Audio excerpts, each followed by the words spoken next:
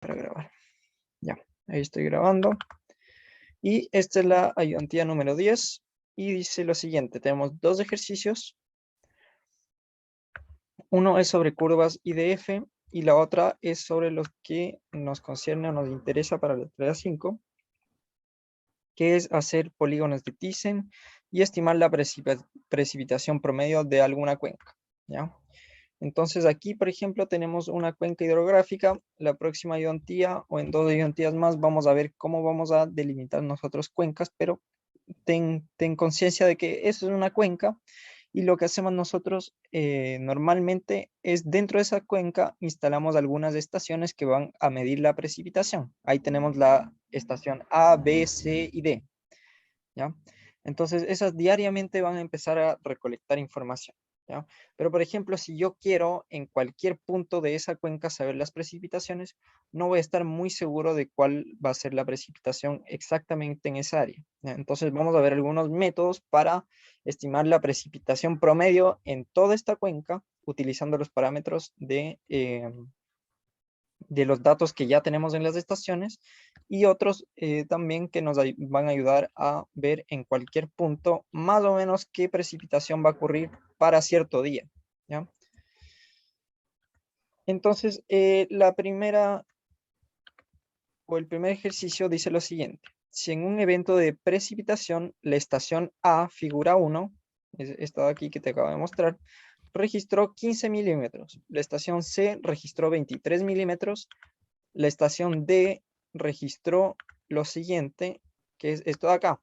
Aquí no nos pasan los datos así como sí, sino que nosotros tenemos que derivarlos de estos gráficos, que son lo que nos dan los pluviógrafos. ¿Ya? Entonces nosotros tomamos datos de pluviógrafos y después vamos a aprender cómo pasarlas a los datos que nos interesan. Dime. No, no, dale. Ya. Entonces, algo súper importante aquí es saber que el profe siempre lo dice en clases, es que los pluviógrafos tienen una capacidad en su estanque, ¿no? Entonces, por ejemplo, aquí este pluviógrafo tiene una capacidad de 10 milímetros. Entonces va midiendo más o menos de manera continua las precipitaciones que ocurren, va almacenando la lluvia dentro de un estanque y una vez ese estanque se llena en los 10 milímetros, entonces se vacía automáticamente para poder seguir midiendo, porque obviamente no vamos a tener un estanque de 50, 60 milímetros, porque no sería muy económico y bueno, todos los problemas que implica tener un tanque más grande. Entonces se vacía y se vuelve a medir inmediatamente después en el tiempo siguiente, ¿no? Esa es un poco la idea. Entonces eso nos genera un poco de problemas porque nosotros queremos tener datos un poquito más continuos, ¿no es cierto? Entonces vamos a ver cómo derivamos esa información. Ya. Después, el siguiente inciso, no, el primer inciso dice, dibuje un hietograma de intensidad horaria de precipitaciones para la estación D, que es exactamente la que tiene este pluviógrafo, y dice cuál es la duración del evento de precipitaciones de ese día, cuál es la intensidad máxima horaria y cuál es la intensidad promedio del evento.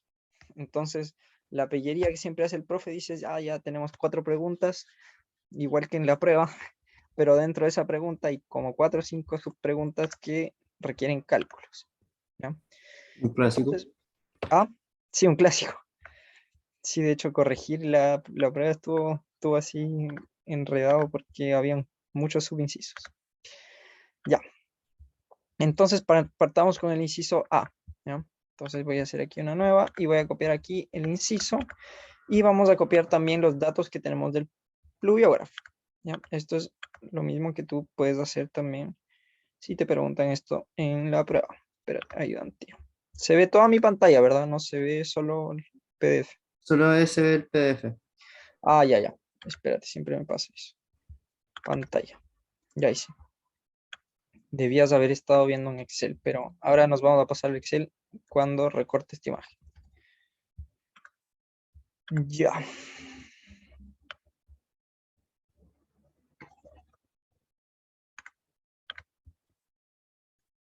Ya. Y esta imagen la vamos a pasar aquí al Excel. Y estos son los datos que tenemos nosotros para la estación D, que es de lo que se basa toda nuestro primer inciso, ¿ya? Entonces, lo primero es recopilar los datos que existen dentro de este pluviógrafo, ¿ya? Y para eso vamos a tener que darnos un poco la lata de ir leyendo los datos de manera discreta y vamos a tener que ir dándonos un rango de tiempo para ir haciendo esas mediciones, ¿ya? Aquí ya nos sugieren de partida cuál va a ser ese rango de tiempo. ¿Ya? Fíjate, es cada media hora, 0,30, 1, 1,30, 2, 2,30. Es más o menos la franja horaria en la que empieza a leer el pluviógrafo, ¿ya? Entonces, lo mejor sería utilizar esa escala de tiempo, ¿ya?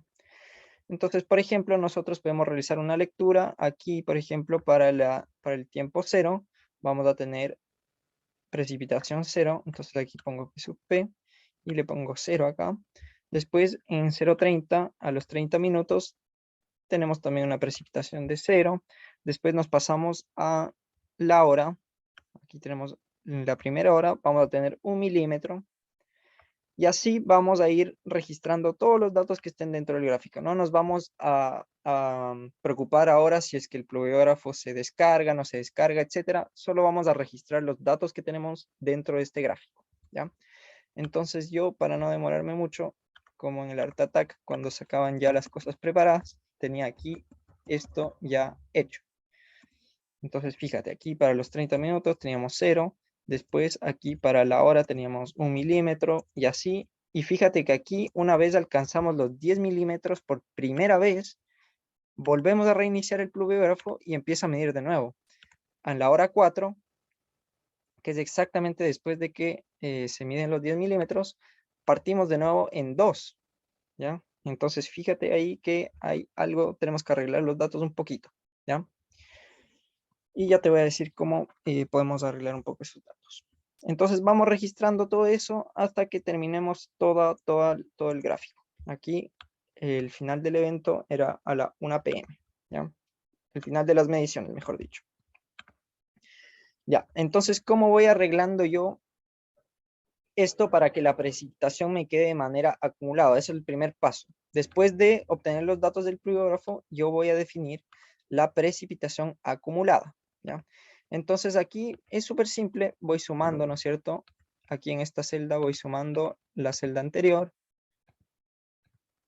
No, aquí ni siquiera tengo que ir sumando, disculpa, ¿ya? Porque aquí, ¿no es cierto? Sabemos que los primeros 3 horas con 30 seguimos teniendo el mismo envase, ¿no es cierto? Entonces, dentro de este envase, por ejemplo, a la hora 1 vamos a tener 1 milímetro. Y eso es lo que mide el pluviógrafo, mide esa instancia de ahí. Después, por ejemplo, en la hora 3, una vez transcurridas 2 horas después de esta medición, vamos a tener 9 milímetros, ¿ya? Entonces, eso ya es acumulativo porque estoy midiendo exactamente la suma de todas las anteriores, ¿ya? Pero ¿qué pasa? Que cuando dijimos llegamos a esa marca de 10, sabemos que nuestro pluviógrafo se va a reiniciar, ¿ya? Entonces ahí es donde tenemos que hacer un pequeño ajuste. Lo único que tenemos que hacer es aquí registrar el periodo de 10, ¿no es cierto? O perdón, la precipitación de 10. Y aquí sí voy a ir sumándole a este valor de 10, le voy a ir sumando la lectura que tenga yo aquí en el lado izquierdo. Entonces, por ejemplo, para las 4 horas yo voy a tomar este valor de 10 y le voy a sumar la precipitación que leí nuevamente a la hora 4. Entonces aquí acumulativamente tendría 12 milímetros. Ya igual es un poco lógico esto. Después, a esta hora, 4 horas y media, teníamos 3 milímetros de precipitación y simplemente a esos 3 le voy a sumar los 10 que ya tenía antes. Y voy a hacer eso hasta que llegue a otro valor donde yo aquí observe un 10. ¿Ya? Ahí solamente le vas sumando el que está al lado porque es como lo que ya tienes después de vaciarlo. No le tienes Exactamente. que... Entonces al final como si no le estáis sumando las medidas anteriores, sino que le estáis sumando la que tenía en la medida de esa hora. Exactamente, sí. Ya. Ya. Entonces aquí llegamos de nuevo al valor de 10 y eso significa que nuestro envase se llenó nuevamente. ¿Ya? Entonces aquí fíjate, ya le sumamos 10 a 10. Entonces aquí vamos a tener una medida de 20. Y aquí lo único que voy a hacer yo es ir tomando las medidas que yo tengo en el lado izquierdo y les voy a ir sumando al valor de 20 ahora, ¿ya? Este va a ser mi nuevo valor que le voy a sumar a las medidas que yo obtenga del pluviógrafo, ¿ya? Y así va a pasar, si no me equivoco. Bueno, esta es la última vez que pasa, no tenemos otro valor de 10, ¿ya? Y fíjate que si hubiese aquí otro valor de 10, entonces aquí tendríamos 30 y después tendríamos 40, 50 y así, ¿ya? Va de 10 en 10. Entonces a la final tenemos que sumando las precipitaciones que voy midiendo acá, teniendo el cuidado que dije recientemente, no solo llegar y sumar todas estas precipitaciones, vamos a obtener que la precipitación acumulada después de todo el periodo a la 1 p.m. va a ser de 28 milímetros. Veamos si tenemos algún inciso ya resuelto. ¿Cuál es la duración del evento? No, ni siquiera tenemos ninguno resuelto. ¿Ya? Ahí solo sabemos cuál es la precipitación acumulada. Ya, lo que vamos a hacer ahora es ver o hacer, perdón, un histograma de precipitación, ¿ya? Y para hacer eso, yo lo que voy a necesitar es subdividir esto en el tiempo, ¿no es cierto? Nosotros cuando tenemos un histograma vamos a tener ciertos rangos. Entonces, por ejemplo, de 0 a 1, de 1 a 2, o podría incluso hacerlo un poco más, de manera más exacta, de 0 a 30, de 30 a 1, y así, ¿ya? Te voy a mostrar aquí, déjame ver si está por acá, cómo es el histograma para que se entienda un poquito mejor eso. Ahí está el histograma, ¿ya? Entonces ahí tenemos los rangos de 0 a 1, de 1 a 2, de 2 a 3, etc. ¿Ya?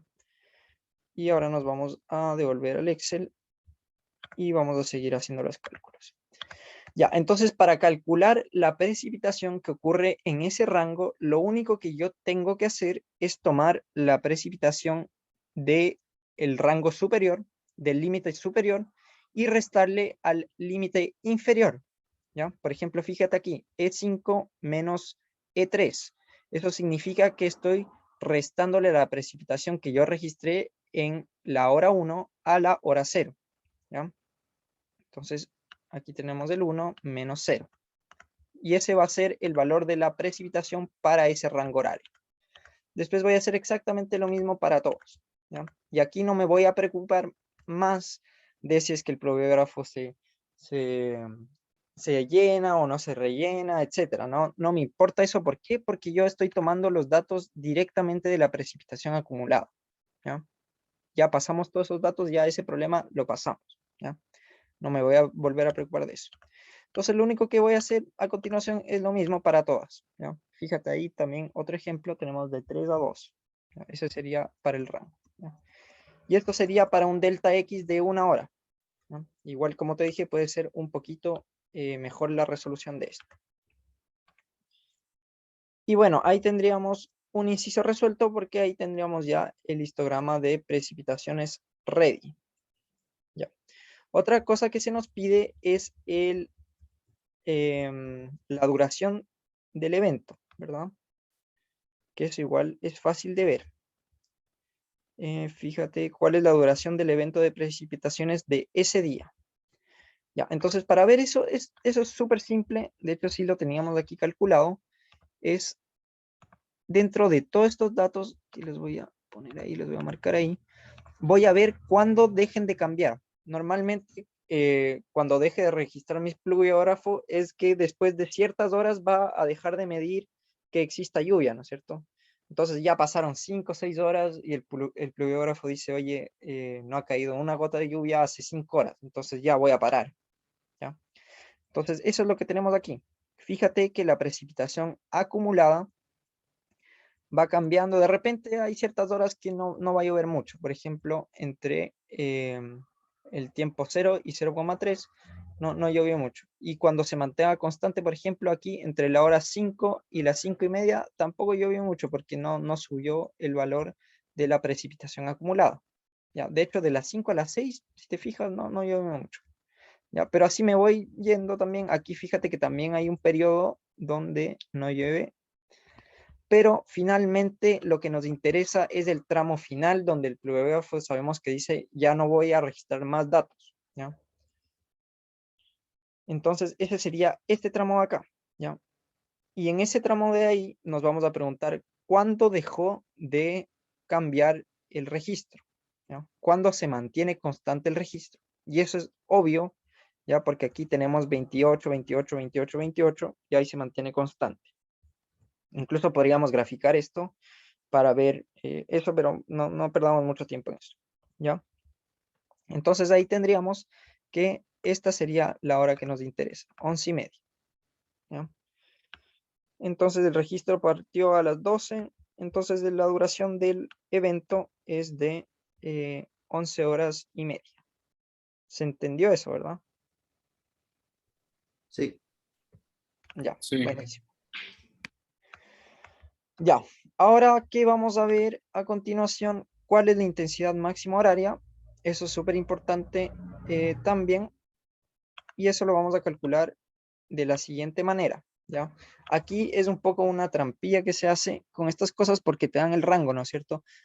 De 0 a 30 minutos, de 30 minutos a 1 hora, así, y el rango horario significa saltos de 1 hora, ¿no es cierto? Entonces uno está tentado a pensar, por ejemplo, de que el rango horario es simplemente aquí, estos registros que tengo aquí, mira, de 0 a 1, de 1 a 2, de 2 a 3, nosotros pensamos en nuestra cabeza lógicamente que ese es el rango horario, ¿ya? Para ver cuál va a ser la precipitación máxima horaria, ¿ya?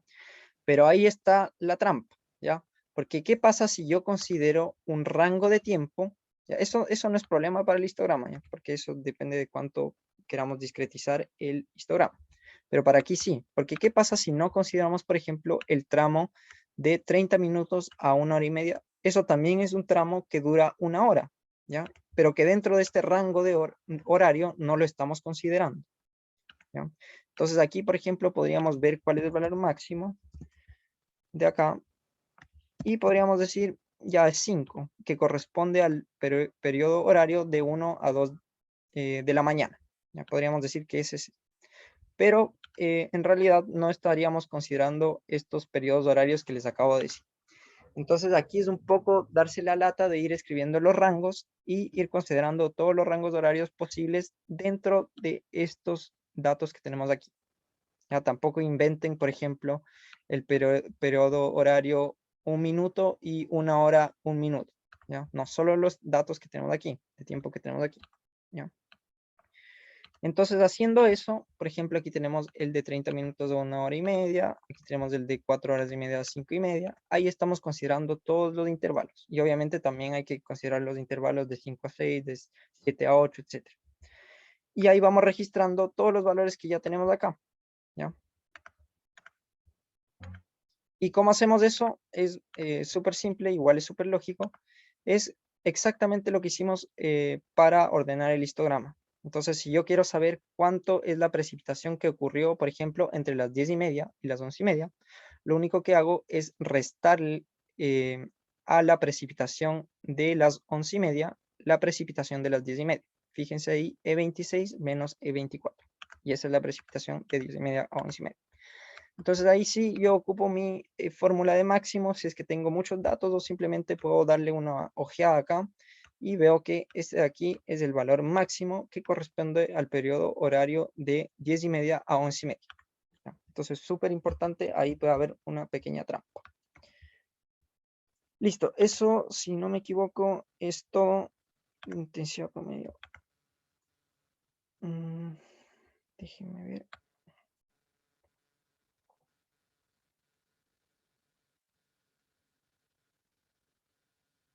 Ya, algo súper importante es que fíjense aquí en la pauta sale que la duración del evento es de 0:30 a las 11:30, ¿ya? Entonces la duración total es de 11:30. Y eso también es ver la parte inicial de el periodo, porque sabemos que aquí en el registro 00 no llovió absolutamente nada. Entonces, desde que yo registre algún pedacito de lluvia, yo voy a tomar el tramo anterior, ¿ya? Eso se me olvidó comentarles, ¿ya? Eso. Ya vamos al inciso B.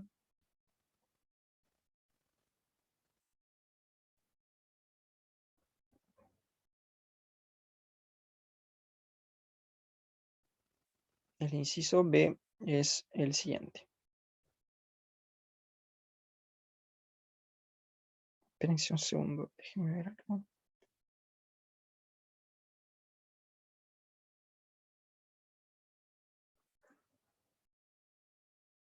Ah, ya. Lo que se nos pedía, perdón, aquí en el inciso A era la intensidad, no eran las precipitaciones máximas horarias, sino la intensidad máxima horaria.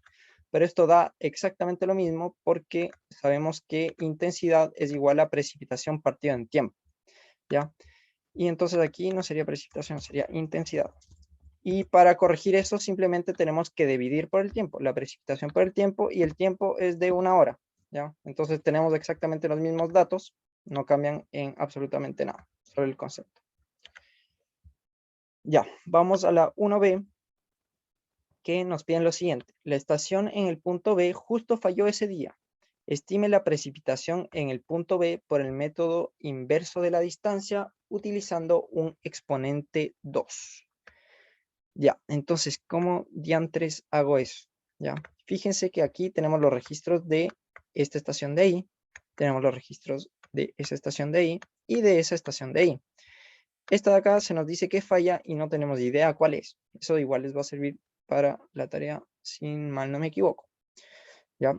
Entonces hay un método que se llama el método de la distancia inversa, que más o menos va a tomar aquí las precipitaciones que ocurren en A, las precipitaciones que ocurren en C y las precipitaciones que ocurren en D, y va a decir, ya bueno, esta estación está a tanta distancia de la D. Entonces, como está a una pequeña distancia, normalmente esta estación B va a tender a tener un promedio de lluvia parecido al de D, ¿ya? Y el de C igual está bastante cerca B. Pero, ¿qué pasa con A? A está bastante lejos, entonces ahí los datos no son tan representativos de la estación en B, ¿ya? Ese es un poco el concepto.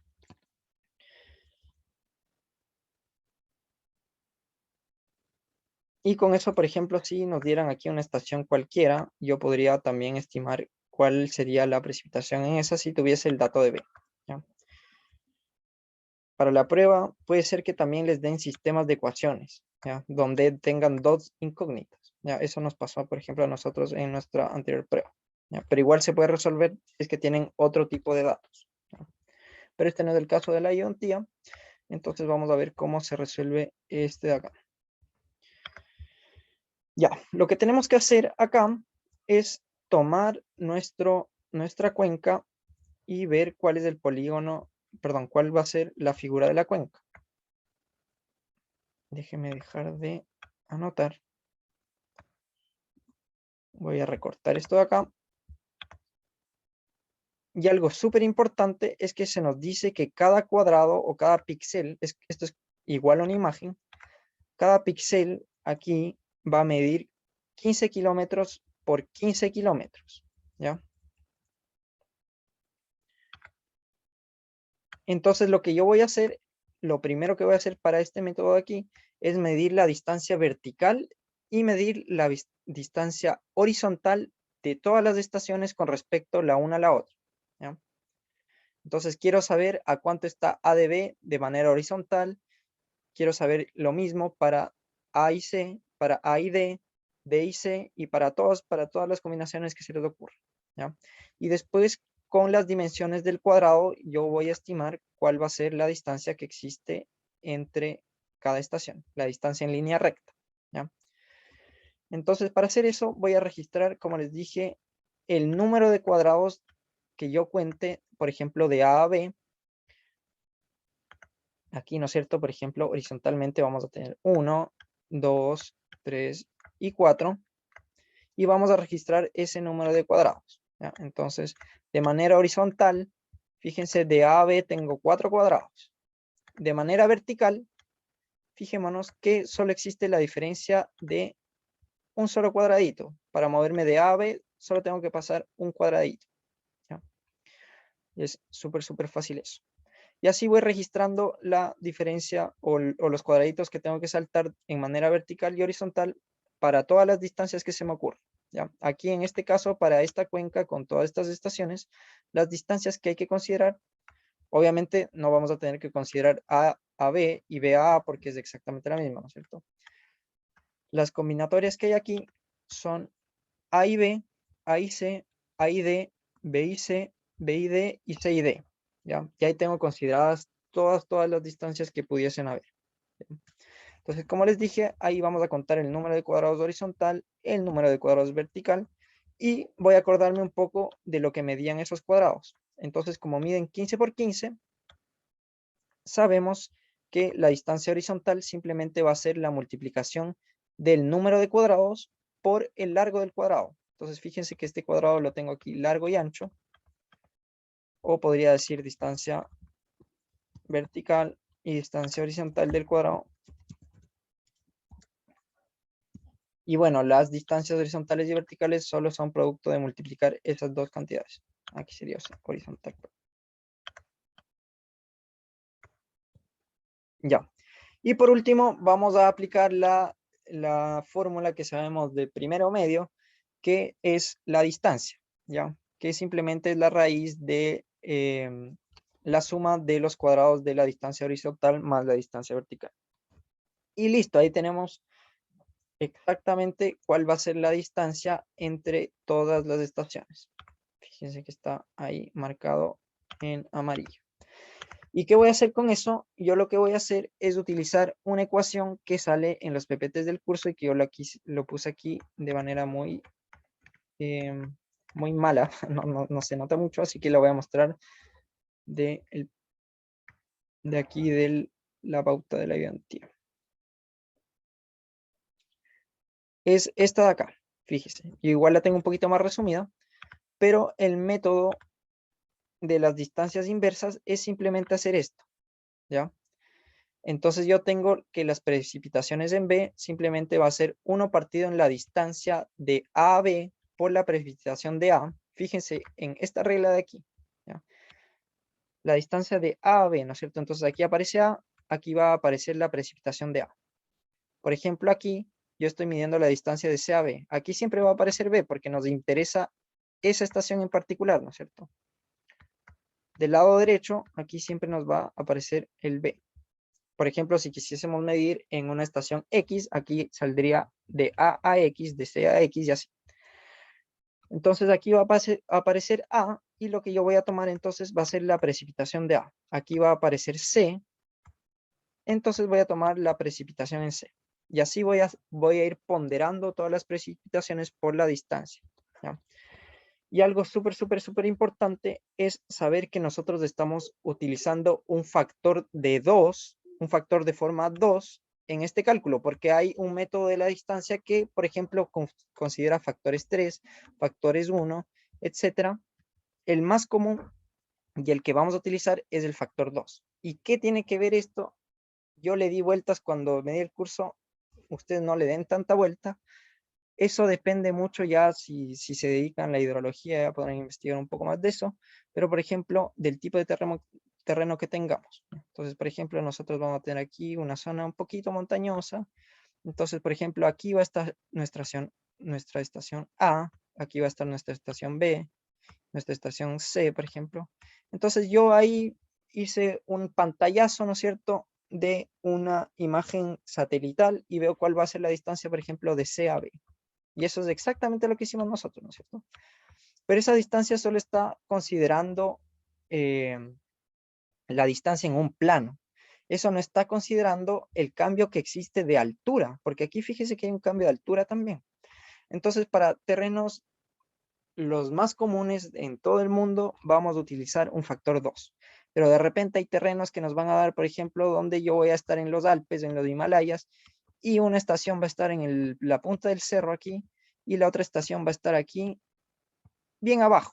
Entonces la ponderación que yo le voy a dar a la distancia entre esas dos va a ser mucho mayor en este caso, y eso significa el factor, ¿ya? Para términos prácticos del curso no les sirve mucho esto que les acabo de decir, pero si alguna vez se lo preguntan por qué de eso, es por eso, ¿ya? Es por eso. Perfecto. Entonces vamos a utilizar esta ecuación que tengo aquí, que les mostré también que la tenía en Excel de una notación más simplificada. Uy, espérenme, tengo tantas pestañas abiertas. Ahí estamos. Déjenme borrar un poquito esto de aquí. Y vamos a la ecuación. Fíjense, tenemos la sumatoria de 1 partido en las distancias al cuadrado de sub i j. Fíjense, aquí tenemos la precipitación en j va a ser igual a la distancia de cada estación con respecto a j por la precipitación de la estación que yo sí conozco cuál va a ser su precipitación. Entonces, haciendo todo eso y partiéndolo por el total de las distancias, y aquí se me olvidó aparecer el cuadrado. Aquí cuando lo apliqué. Sí, ya. Entonces, yo apliqué eso de ahí. ¿Y qué quiero decir? Por ejemplo, aquí, si yo quiero calcular la estación B, entonces voy a tomar todas las distancias que tengan que ver con B. Por ejemplo, aquí, esa de ahí depende de B. Esta de aquí tiene un B incluido ahí. Esta de aquí tiene un B incluido ahí. ¿Ya? Entonces yo voy a tomar los registros de B, perdón, los registros de A, los registros de C y los registros de D y voy a ocupar las distancias que les acabo de mencionar. Estas distancias de aquí, que las voy a marcar con otro color. Entonces haciendo eso, tomando esa fórmula, voy a obtener lo siguiente, que las precipitaciones en B van a ser de 23,29.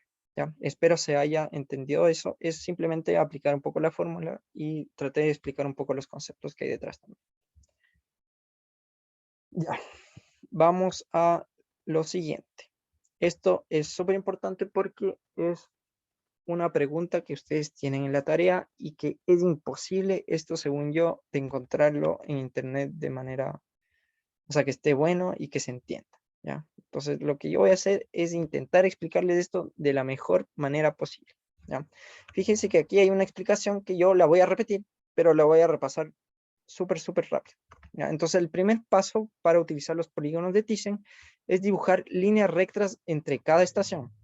De A a B, de B a C, de C a D, así hacemos todas las líneas posibles entre estaciones. ¿Ya?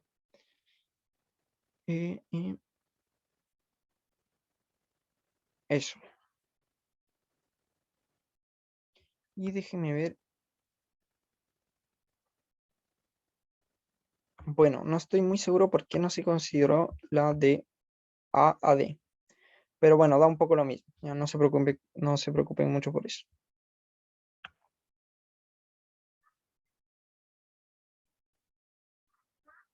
Ya, lo siguiente que vamos a hacer es nosotros vamos a tomar el punto medio entre esas rectas. ¿Ya? Entonces, van a ser los puntos medios entre todas esas rectas. Y lo que vamos a hacer a continuación es encontrar la directriz, ¿ya? Y eso ya es de geometría del colegio, que tenemos que desempolvar nuestros cuadernos para saber lo que era una directriz. ¿Ya? Lo que era una directriz simplemente es la línea perpendicular a estos puntos medios que conforman un triángulo. Entonces aquí simplemente le chanto ahí una línea que sea perpendicular a esta línea punteada verde. Aquí, por ejemplo, tendría que ser la línea así. Aquí tendría que ser la línea así, ¿ya? Y en ambas direcciones y la extiendo hasta que se salga de la cuenca, o sea, la extiendo hasta acá. Ya no me importa si se cruza con las otras líneas, de eso no me voy a preocupar mucho, ¿no?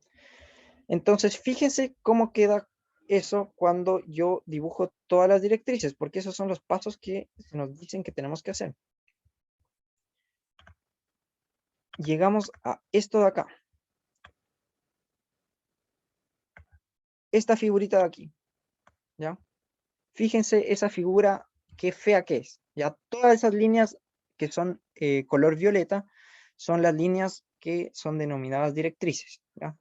Y de esto, lo que hacen los videos de YouTube, lo que se dice en el PPT y todas las cosas, es, miren, de aquí es muy lógico pasar de toda esta imagen de aquí a lo que sale aquí en el PDF.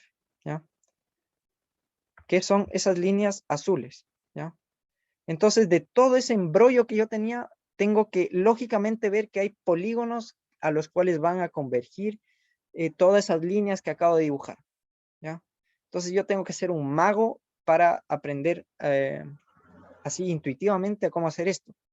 ¿Ya? No sé si ustedes podrán hacerlo, pero en mi sano juicio no se puede. ¿ya? Y por eso me instruí un poquito más para explicarles el paso a paso de cómo llegar a esto de aquí, que son estos polígonos que se nos dicen que tenemos que llegar, ¿ya? Entonces, eso es lo que vamos a hacer a continuación, ¿ya? Entonces, yo voy a tomar esta figura y la voy a meter al Paint y vamos a hacerlo en vivo y en directo para que vean cómo es la cosa. Entonces, listo, yo aquí agarré, dibujé mis directrices, ¿verdad? Y déjenme borrar todas estas anotaciones que están aquí, molestando un poco el dibujo.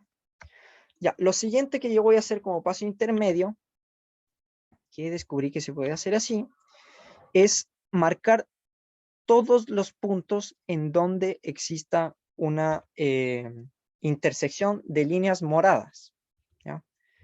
Entonces, fíjense aquí, voy a ir aquí, y tomen nota de esto porque es súper importante para su tarea. Voy a marcar ese punto de ahí, ese punto de ahí, ese punto de ahí, aquí hay otra intersección, y aquí afuera del polígono hay otra intersección. ¿Ustedes pueden ver alguna otra intersección que se me esté yendo por si acaso? Me están pescando. ¿Aló?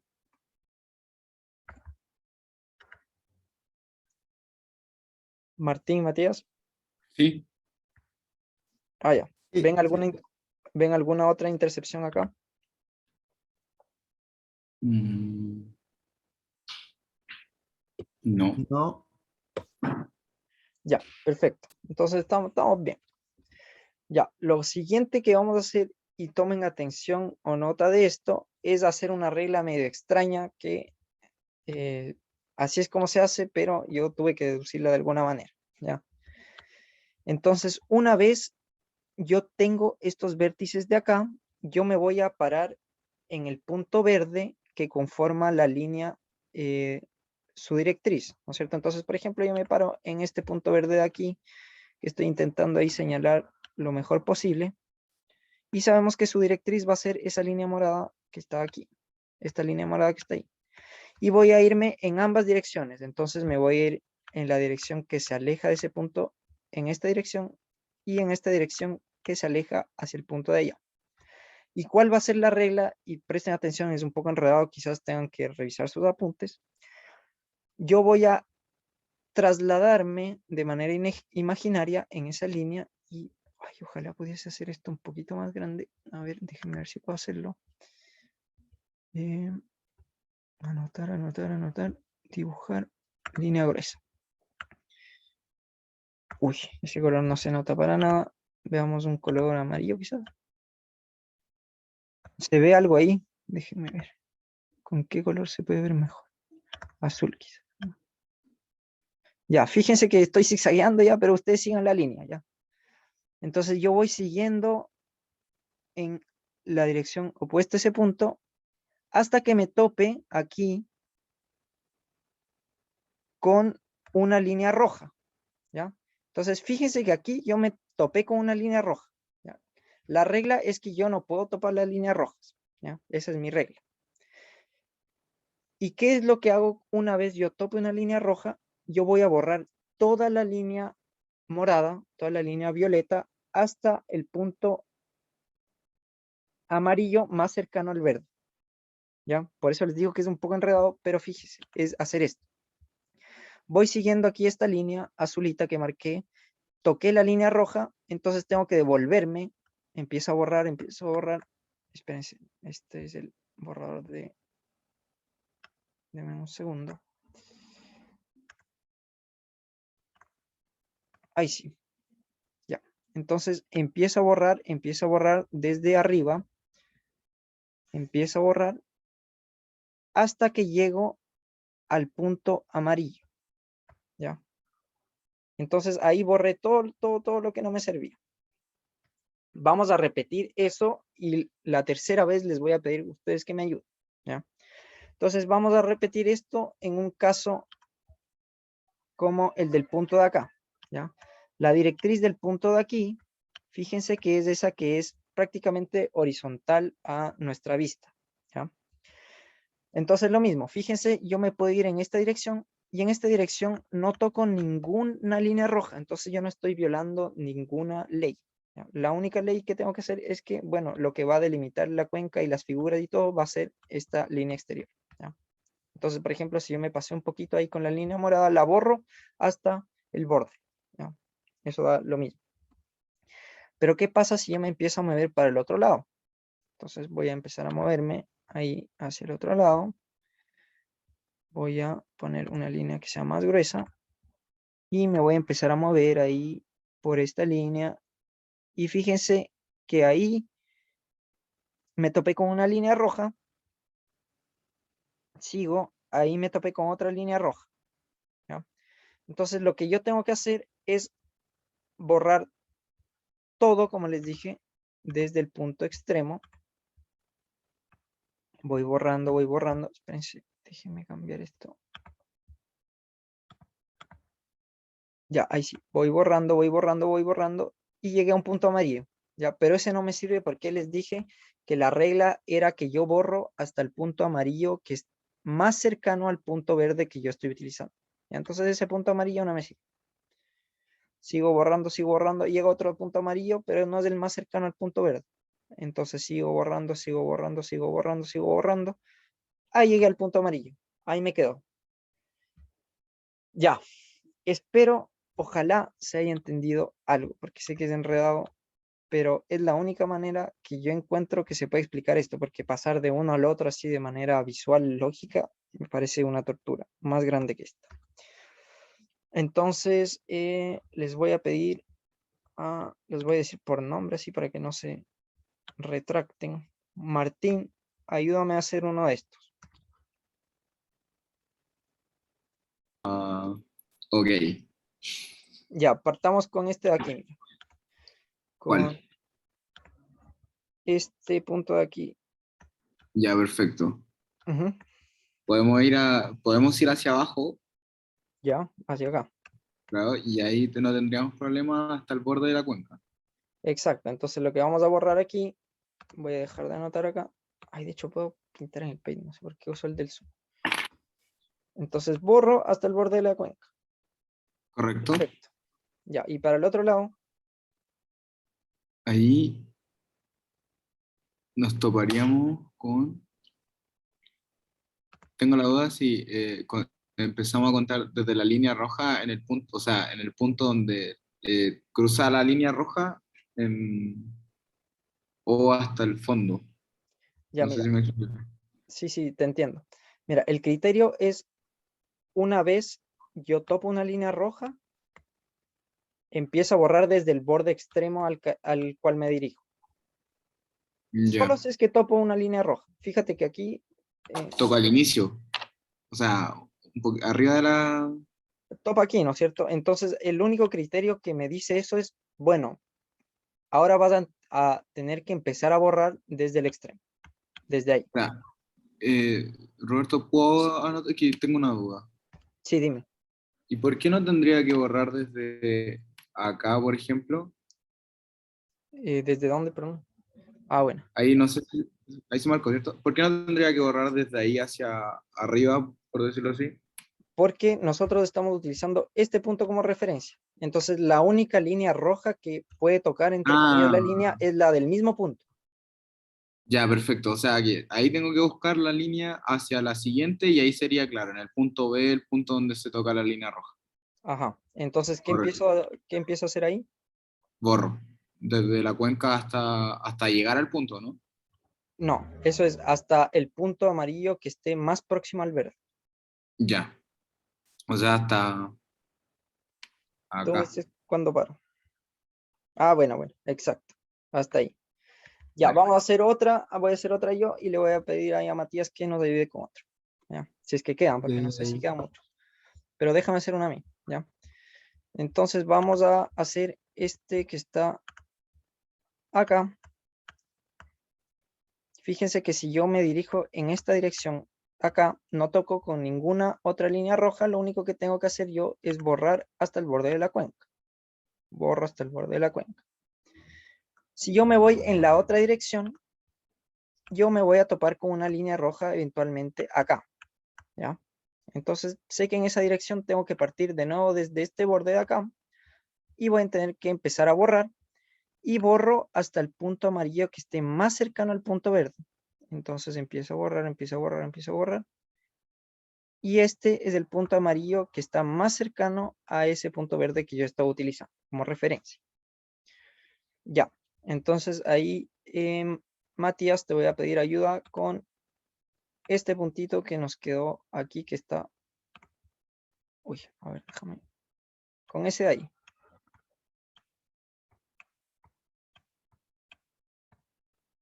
¿Me escuchas, verdad, Matías? Sí, es que el audio estaba medio malo, no lo detectaba. Ah, ya, vale. Ya, entonces el punto verde de ahí. Sí, el punto verde. Eh, Uy, disculpa. bueno, entonces hay que borrar la línea que está como fuera de la cuenca. Ya, exacto, porque aquí en esa dirección no estoy tocando absolutamente nada Ujú. más que el borde de la cuenca. Entonces borro lo que se sale de la cuenca. Pum, pum, pum. Ahí borro eso de ahí.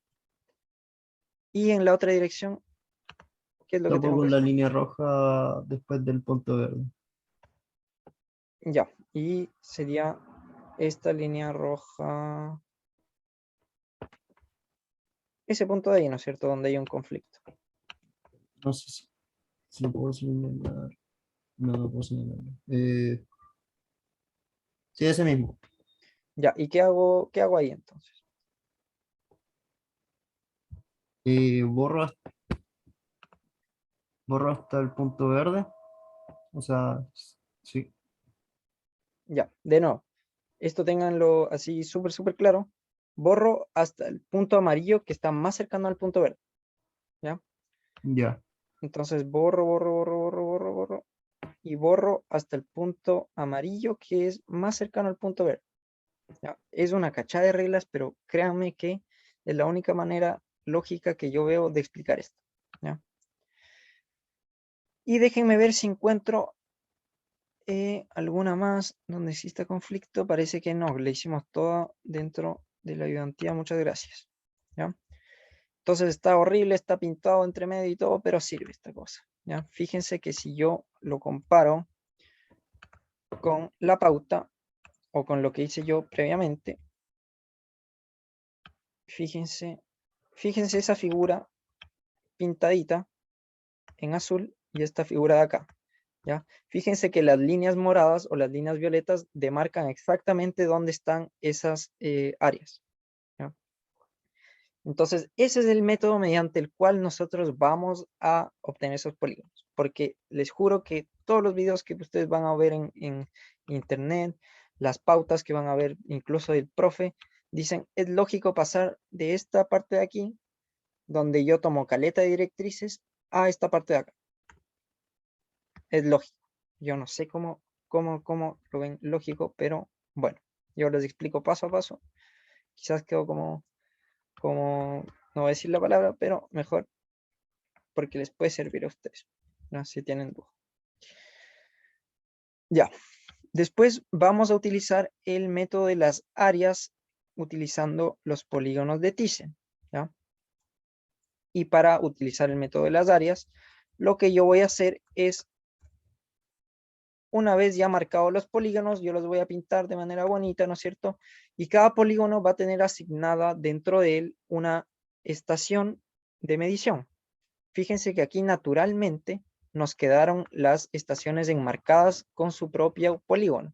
Entonces la estación B tiene un polígono que es azul, la estación D tiene un polígono que es verde, la estación C un polígono que es amarillo y la estación A un polígono que es de color naranjo, ¿no? Entonces ahí naturalmente queda eso, ¿ya? Entonces lo siguiente que voy a hacer es estimar más o menos cuál va a ser el área de cada polígono. ¿Y cómo voy a hacer eso? Ahí sí, de nuevo, es pura cachativa y es ir viendo nomás. Chuta, creo que borré la cosa. Bueno, más o menos cuántos cuadrados caben dentro de cada polígono. Entonces se pone a contar ahí y a estimar un poco. Entonces, por ejemplo, para este polígono que corresponde al de A, y empiezo a contar los cuadrados. Entonces aquí hay 1, 2, 3, 4, 5, 6, y los que quedan como entre medio ahí ya es un poco interpretación suya. Por ejemplo, yo podría decir que ese polígono, o sea, perdón, ese cuadrado de ahí y ese cuadrado de ahí, más o menos pueden equivaler a uno solo, ¿ya? Entonces ahí marco, por ejemplo, el 9. Y así ustedes van contando más o menos cuántos cuadrados caen dentro del polígono. Ya, eso es tema suyo. Y obviamente va a haber cierto rango de interpretación. Por ejemplo, el profe hizo la pauta y yo lo hice por mi propia cuenta. Igual tenemos pequeñas diferencias, ¿no?, en las áreas. Entonces, por ejemplo, yo estimé, voy a borrar esto de aquí, que para el polígono verde vamos a tener más o menos 7 cuadrados. Y sabemos que cada cuadrado es de 15 kilómetros por 15 kilómetros, ¿ya? Entonces, esos 15 por 15, que es el área de cada cuadrado, yo les voy a multiplicar por el número de cuadrados que yo voy contando, ¿ya? Entonces, ahí, fíjense, tengo demarcadas las áreas que calculé utilizando ese método que les acabo de describir. Y déjenme anotar. Aquí son esas áreas que salen ahí. Entonces, para el verde, yo estimé un área de 1575 kilómetros cuadrados. Para el área azul, 3487, y así según el número de cuadrados que yo conté más o menos, ¿ya? Después, lo que yo voy a hacer es tomar las precipitaciones de los datos que nos dieron en el ejercicio y, bueno, del inciso anterior también. Entonces, esto se nos da al principio del ejercicio. La precipitación en A, la precipitación en C, la precipitación en D. Lo último que nos queda es, lo que nos quedaba era este de aquí, que lo calculamos en el inciso anterior aplicando el método de las distancias inversas.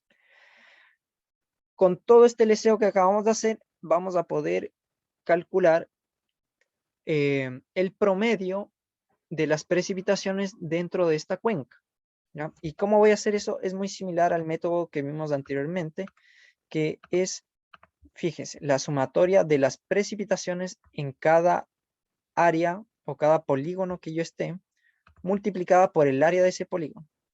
Entonces, por ejemplo, la estación A corresponde, perdón, el polígono D, que es el polígono verde, le correspondería un valor de precipitación de 28, porque corresponde a la estación D, ¿ya? Y fíjense ahí, en la fórmula que yo ocupé, por ahí deberían salir seleccionados esos dos valores, ¿ya? Eso sería la parte de arriba, la precipitación de cada estación por el área asignada a esa estación según el polígono de Thyssen. Y abajo lo que voy a hacer es la sumatoria de todas las áreas del polígono de Thyssen, ¿ya? De todos los polígonos. Y eso es equivalente al área de la cuenca total. Estoy sumando todas las subáreas que yo tomé con los polígonos de Thyssen, lo sumo en total, es igual al área de la cuenca. Y con eso yo voy a obtener las precipitaciones promedio, ¿ya? Entonces ahí un poco le estoy dando preponderancia al área en la que influye eso. Es como un promedio, pero un poco más, entre comillas, educado, porque estoy asignándole un área según cuánta precipitación hay dentro de esa área, ¿ya? Ese es el método que ustedes tienen que utilizar en la tarea 5. Y como bonus, ya no vamos a alcanzar a hacer la pregunta 2A, 2B y 2C, pero que no les va a entrar en su tarea 5, entonces prefiero pasarle el bonus que yo hice, que tiene que ver un poco con su tarea 5. Y después, en la siguiente ayudantía, los primeros 20 minutos, vamos a hacer las curvas IDF, ¿ya? Igual me explayé un poquito más. Ya, el método de las isoyetas. Es un método que no se me dijo que pase en esta ayudantía, pero que la voy a pasar igual para que ustedes puedan realizar de manera adecuada su tarea. Ya, porque tampoco se explica muy a fondo en la clase. Entonces nosotros tenemos nuestra cuenca delimitada, como se ve ahí, ¿ya? Es la misma cuenca que hemos estado utilizando y las mismas estaciones, los mismos valores, etcétera, ¿ya? Lo que yo voy a hacer a continuación para utilizar el método de las isoyetas es asignarle valores directamente en el gráfico yo le voy a poner la precipitación que corresponde a cada estación. Entonces, para la estación B nosotros sabíamos que teníamos 23.3, aquí para la estación A teníamos 15, aquí para la estación C 23, para la estación D teníamos 28. ¿Ya? Asignamos esos valores y después volvemos a tirar líneas rectas entre estaciones. ¿Ya? Exactamente lo mismo que hicimos para el método de los polígonos de Thyssen. ¿Ya? Este método de acá. Primero tirábamos esas líneas rojas, que es exactamente lo que estoy haciendo yo acá. Ya, y después de eso, lo que yo quiero determinar es las isoyetas. ¿Qué es una isoyeta? La isoyeta es muy parecido a las líneas de topografía, donde nosotros tenemos que cierto circulito, cierta figura va a tener la misma altura. ¿Ya? Si ustedes han visto un poco de topografía, es equivalente a eso. Y si no, fíjense, por ejemplo, en esta línea amarilla. Esa línea amarilla le corresponde a una precipitación promedio de 16 milímetros. ¿Ya? Entonces, ¿qué significa eso? Eso significa que si es que, por ejemplo, yo decidiese diseñar, por ejemplo, por aquí una casita, ¿ya? O alguna cosa. Entonces yo voy a saber que la isoyeta que pasa por esa casita va a ser esa isoyeta que está ahí marcada con amarillo, que va a ser la isoyeta de 16 milímetros. Entonces en esa casita más o menos van a llover 16 milímetros. Lo mismo si hago la casita acá, porque estoy dentro de la isoyeta. Eso significa que tiene la misma precipitación en toda su longitud. Y bueno, ¿cómo calculo esa isoyeta? Lo que normalmente se hace es ir tomando valores de precipitaciones. Como ya les dije, 16 milímetros, bla, bla, bla. Y se va tomando de manera ordenada. O sea, por ejemplo, primero yo tomo los valores extremos, por ejemplo, 15. Y a 15 le voy haciendo isoyetas cada ciertos milímetros. O sea, yo quiero saber de 15 a cuánto llueve. Por ejemplo, cada 1.5 milímetros. Entonces a 15 le voy a sumar 1.5 milímetros. ¿Ya? Entonces la siguiente isoyeta que yo voy a construir es la isoyeta de 16.5. Y así bla, bla, bla, bla, bla, bla, hasta que llegue más o menos a los 28, que sería el otro punto extremo. ¿Ya? O de hecho puedo seguir haciéndolas hasta más allá de 28. Eso es lo que se hace de manera ordenada y eso se hace en la práctica. Probablemente eso les van a pedir en la prueba, pero lo que se pide en la tarea es hacerlo un poco de manera más desordenada. Entonces, en vez de hacerlo por intervalos de 1.5, bla, bla, bla, ustedes les piden directamente, calcúlame esta de aquí, calcúlame, por ejemplo, esta de acá, calcúlame esta de aquí. Y fíjense que esas no están separadas en la misma distancia de milímetros. No es distancia, pero en las mismas precipitaciones. Entonces, de manera desordenada es como tienen que hacerlo en la tarea. Ya, pero no importa porque es el mismo concepto. ¿Ya?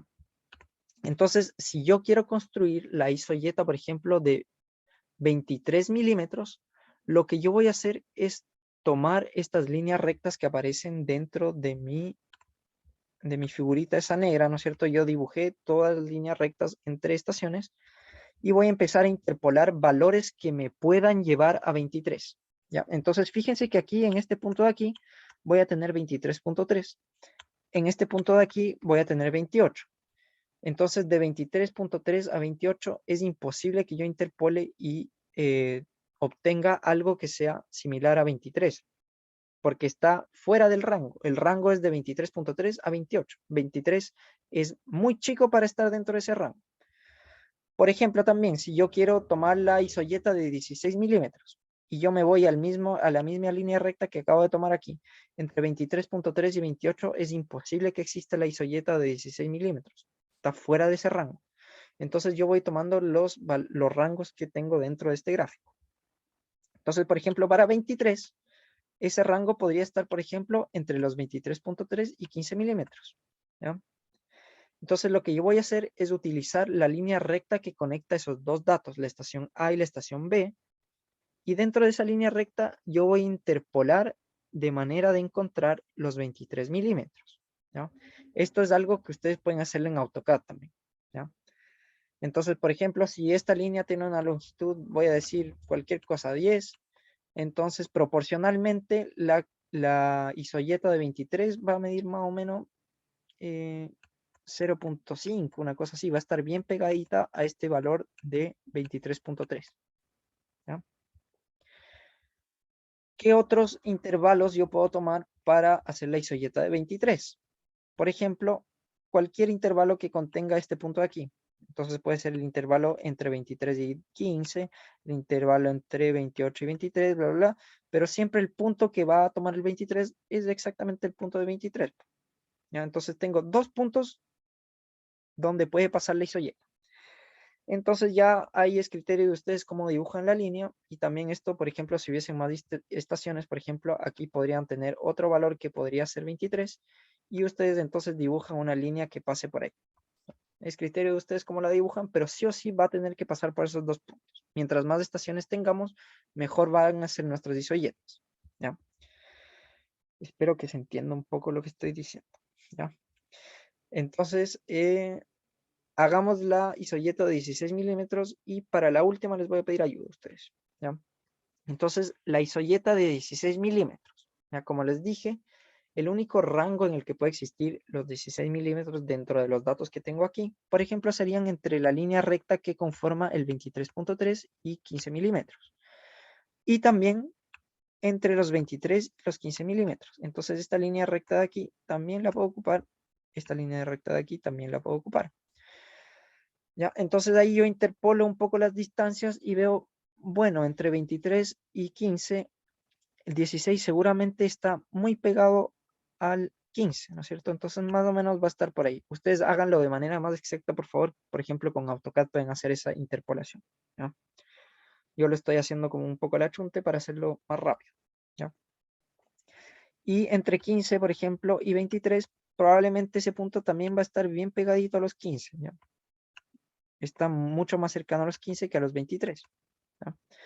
Entonces, dibujo una línea recta o línea curva o lo que ustedes quieran, pero que contenga esos dos puntos. ¿Ya? Y si ustedes lo hacen de manera ordenada, todas estas líneas, ojo, no debiesen tocarse la una al otro. Eso es muy, muy importante. ¿Ya? Entonces, por ejemplo, aquí como tenemos pocos datos y lo estamos haciendo de manera desordenada, por ejemplo, podría ocurrir de que tengamos dos líneas que se cruzan y sabemos que eso no puede, ese no es el caso. ¿Ya? Entonces, por ejemplo, si tenemos que considerar un punto que es aquí y un punto que es acá, lo que yo voy a hacer es hacer una línea que trate de evitar otra línea, ya que, que trate de no tocar las otras líneas que ya existen dentro de mi gráfico.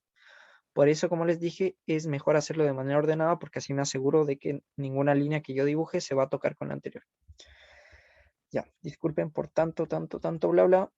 Ahora les voy a pedir a ustedes ayuda para hacer, por ejemplo, una isoyeta X de, por ejemplo,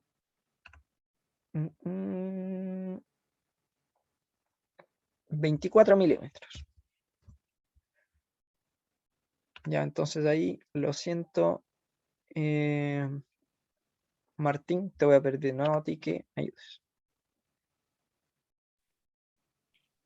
Dime. Ya, ayúdame a construir la isoyeta de 24 milímetros. Oh, ya, que ahora no estuve muy pendiente de la explicación. Discúlpame. Ya, no te preocupes. Ya, a ver, ¿alguien más voluntario? Matías, Ignacio.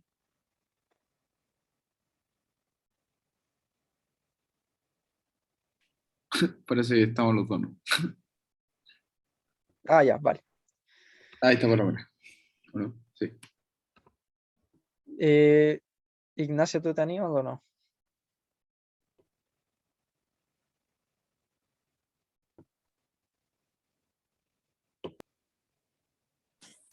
No, yo no. Estoy súper perdido también. Ya, vale, vale.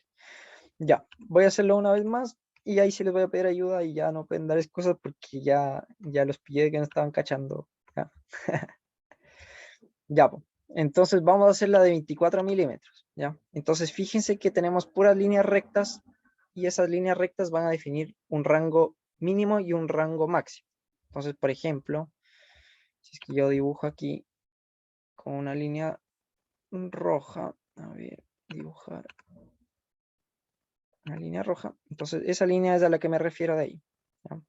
Esa línea tiene un valor mínimo de 15, un valor máximo de 23.3. Entonces, por ejemplo, si yo quisiese determinar la isoyeta de 24 milímetros, dentro de esa línea, en ningún intervalo entre esos dos puntos va a existir 24, porque 24 está fuera del rango. ¿Ya? Pero ¿qué pasa, por ejemplo, si es que yo tomo otra línea? Por ejemplo, esta línea de aquí, entre 23.3 y 28. Dentro de ese rango seguramente existe un punto que va a ser 24. Lo mismo para esta que voy a marcar en violeta. ¿Ya? Entre 23 y 28 seguramente va a haber un punto que va a ser 24. ¿Ya? Entonces, dentro de esta línea yo tengo que hacer una interpolación que sea proporcional. Entonces, fíjense que el valor mínimo es 23.3, el valor máximo es 28. Si yo tengo un valor de 24, es mucho más probable que ese valor de 24 esté más cercano a 23 que a 28. Entonces, así como cachativa, no de manera tan exacta, lo que voy a hacer yo es poner ahí un puntito rojo donde yo creo que va la isoyeta de 24 para esta línea azul. Ahora para la línea violeta tenemos un punto de 23 y un punto de 28. Entonces nuevamente ese punto va a estar más cercano a ese punto de 23. Entonces estaría por ahí. Y lo último que voy a hacer aquí es dibujar una línea que conecte esos dos puntos y que no toque con las otras líneas. Entonces ahí dibujo esa línea ahí. Y ahí finalicé y tengo mi línea de mi isoyeta. Ya. Ahora sí, Martín, ya te agarré a ti para que contestes todas las preguntas. Ahora sí caché. Ahora sí caché. Ya, pues te pido que hagas la de 17 milímetros. Ya, perfecto. Entonces voy a agarrar los dos puntos en los que yo supongo que debe estar, que va a ser entre 15 mm y 23,3 por un lado, ¿Ya? y por el otro va a ser entre 15 y 23 cerrado, ¿cierto? Sí. Puedes Entonces, anotar aquí, ¿verdad? sí, sí puedo anotar, Dale. pero después se va a ahorrar, entonces, pero no importa, anoto igual. Sí, dale. Ya. Entonces, sé que así como al ojo debería estar más próximo a 15 esta isoyeta, yo diría que debería estar como por acá, si no me equivoco, al ojo simplemente, ¿Ya? y lo voy a tirar por acá también, como para que esté alineado, ¿correcto? Entonces, de ahí tendría que formar la línea, es- lo que sí tiene que ser perpendicular, ¿o no? Así. No, no tiene que ser perpendicular. Solo ¿No tiene que ser... necesariamente? No. Ya. Lo único que no se toque con las otras líneas y no tiene que ser como en línea recta, ninguna cosa. Solo tiene que Ya. tomar esos dos puntos. Entonces, yo te diría que puede ser algo así. Y ahí estaría la de 17. Ya, buenísimo. Yo lo movería ese punto 17, el de aquí, un poquito más Un de acá, poquito más. más Ah, arriba. ya, sí, sí. Pues Ya.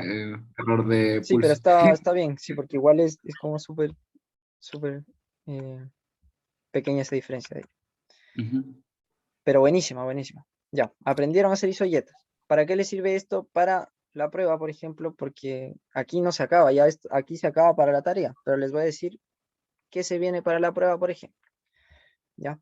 Utilizando esas isoyetas, las isoyetas máximas y mínimas que yo puedo tomar son los valores extremos dentro de esta figura de aquí. Entonces, el valor mínimo es 15, ¿no es cierto? Ese es nuestro valor mínimo, no tenemos ninguna precipitación o registro que sea menor a 15.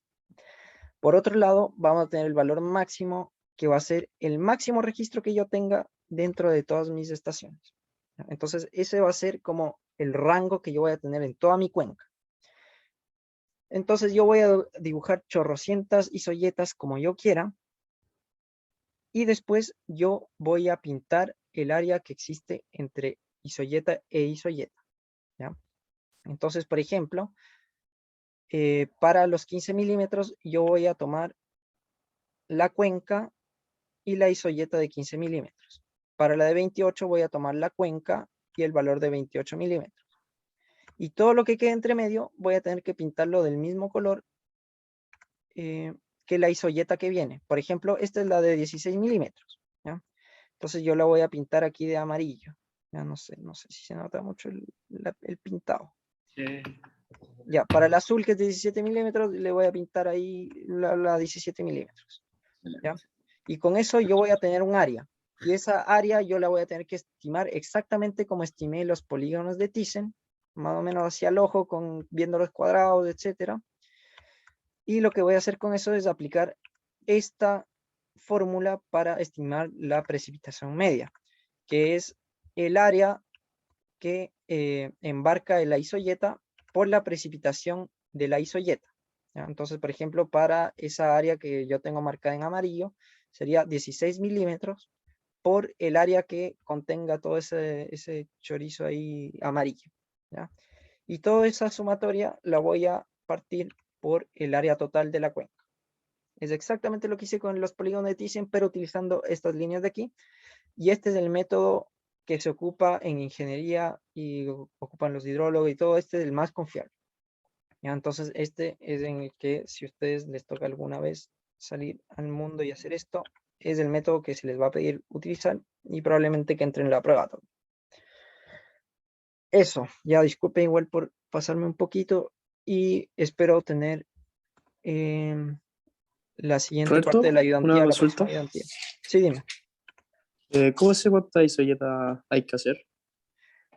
Como yo les dije, lo que pasa normalmente es que yo no voy a hacer esto de manera tan alocada como lo hice aquí. Ya dame la de 16, dame la de 23, dame bla, bla, bla.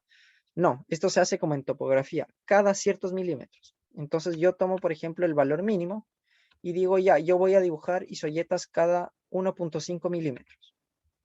Entonces al valor anterior le voy a sumar 1.5. Entonces el siguiente que tendría que tomar, espérense, sería 15 más 1.5.